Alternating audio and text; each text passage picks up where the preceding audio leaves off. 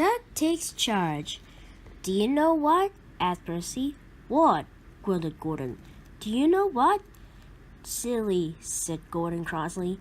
Of course I don't know what, if you don't tell me what is. The fat controller says that the work in the yard is too heavy for me, said Percy. He's getting a bigger engine to help me. Rubbish, said James. Any engine could do it, he went on grandly. If you worked more and chattered less, this yard would be a sweeter and a better and a happier place. Percy went off to fetch some coaches. That stupid old signal, he thought. He was remembering the time when he had misunderstood a signal and gone backwards instead of forwards. No one listened to me now. They think I'm a silly little engine and ordering me about. I'll show them, he puffed as he ran about the yard. But he didn't know how. By the end of the afternoon, he felt tired and unhappy. He brought some of the coaches to the station and stood puffing at the side of the platform. Hello, Percy, said the fat controller. You look tired. Yes, sir. I am, sir, said Percy. I don't know if I'm standing on my dome or on my wheels. You look the way up to me, laughed the fat controller. Cheer up. The new engine is bigger than you and can probably do the work alone. Would you like to help build my new harbor? Thomas and Toby are helping. Oh, yes, sir. Thank you, sir, said Percy happily. The new engine arrived next morning. What's your name? Asked the fat controller kindly. Montague, sir. But I'm usually called Duck, he replied. They say I waddle. The engine smiled. I don't really, sir, but I like Duck better than Montague.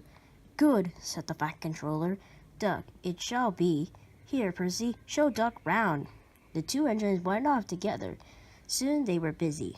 James, Gordon, and Henry watched Duck quietly and patiently doing his work. He seems simple sort of engine, they whispered. We'll have some fun and order him about. Quack, quack, they wheezed whenever they passed him. Smoke billowed everywhere.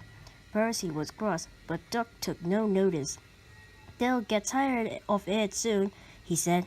Do they tell you to do things, Percy? Yes, they do, answered Percy, frowning crossly. Right, said Duck. We'll soon stop that nonsense. He whispered something to Percy, and then said, We'll do it later.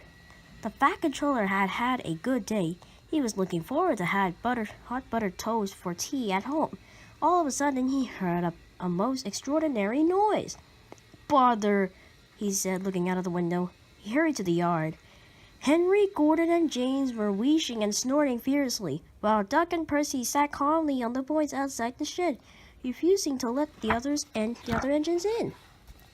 Stop that noise, bellowed the fat controller. They won't let us in, hissed the big engines. Duck, explain this behavior, demanded the fat controller. Beg pardon, sir, but I'm a Great Western engine. We do our work without fuss. But begging your pardon, sir, Percy and I would be glad if you form of these engines that we only take orders from you. The big engines blew their whistles loudly. Silence! Snapped the fat controller. Percy and Duck, he said, I'm pleased with your work today, but not with your behavior tonight. You have caused a disturbance. Percy and Duck started to look very worried. Gordon, Henry, and James sniggered. As for you, thundered the fat controller, you've been worse. You made the disturbance. Duck is quite right. This is my railway and I give the orders. Later, Percy went away and Duck was left to manage alone. And he did so easily.